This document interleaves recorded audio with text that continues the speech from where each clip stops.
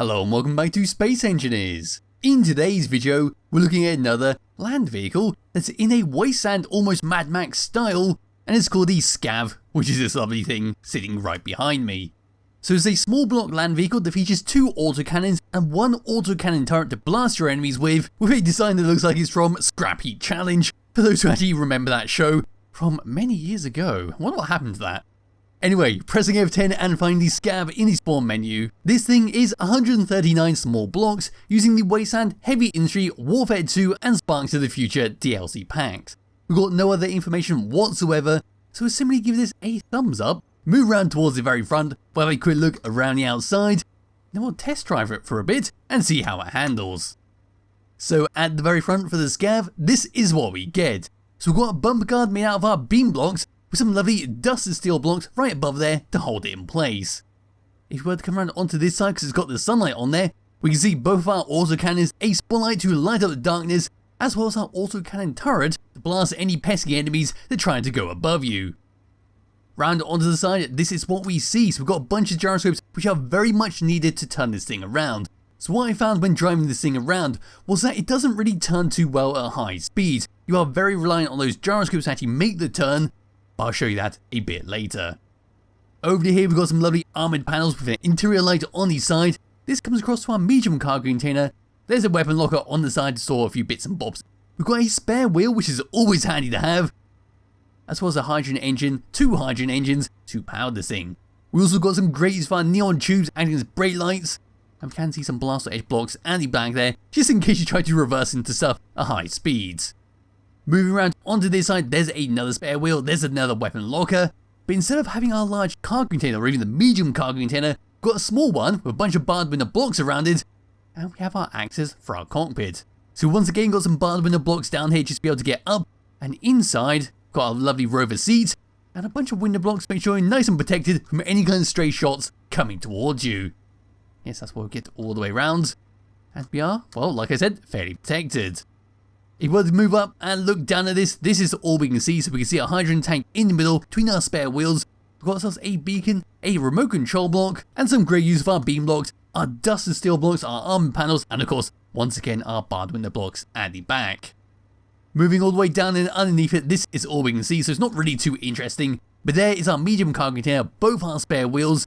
There's our hydrogen tanks, our gyroscopes, and there is the chassis to hold it all together. But with that all done and out of the way, what I can do now is just grab hold of my character, we can come up inside it, and I'll see what it has to offer before driving it around. So what I'm going to do is try and jump up onto this. Oh, there we go. I thought I missed it for a second. Now get into this, first person view, this is what we get all the way around us. And bring up the HUD, these are the controls we get.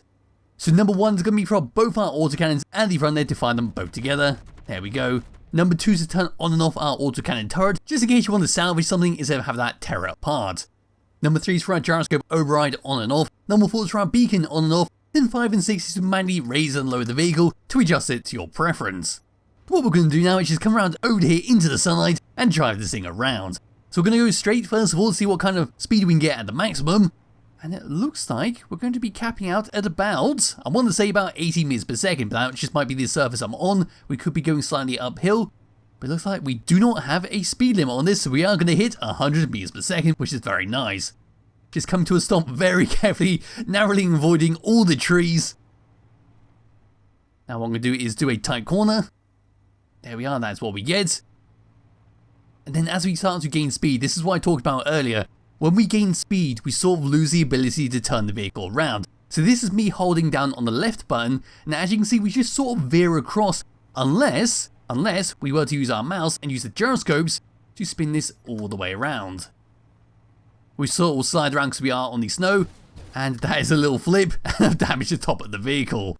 So here we go once again. I've found a nice flat bit surface just to test out whether it was the snowy ground making the issues with it turning around at high speeds. So here we go, we're going about 80 meters per second. I'm going to try and turn this thing around, and once again it's not really turning too much unless of course we use the gyroscopes. Got a lovely bump over here, and thanks to the way this vehicle has been designed, we can easily get over all these lumps and bumps. And I kind of wish there was a parachute on here, but I'm going to try and land on the back wheels. There we go. And that was a very safe landing. This vehicle has been very well done to survive that kind of punishment. But yes, the issue with turning is not too much of an issue at the end of the day. You've got full control over your gyroscopes to spin this thing all the way around, and you've got plenty of control while going over a jump. And yes, this is still on my custom Earth-like planet where the ground is very dubious, and you never know where you're going to get a, well, deadly jump. So that is that for the Scav rover. It's a lovely little thing if you do wish to download and play around with it in your world. It's a very lightweight and very well defended vehicle. If you do want to go out and explore with this, there won't be any issues with drones, won't be any issues with, well, with any kind of small enemies you encounter, such as from the monster encounter systems. And there'll be a link to it in the description below if you do wish to download and play around with it yourself. And I'll be back with another video some point soon. Bye bye.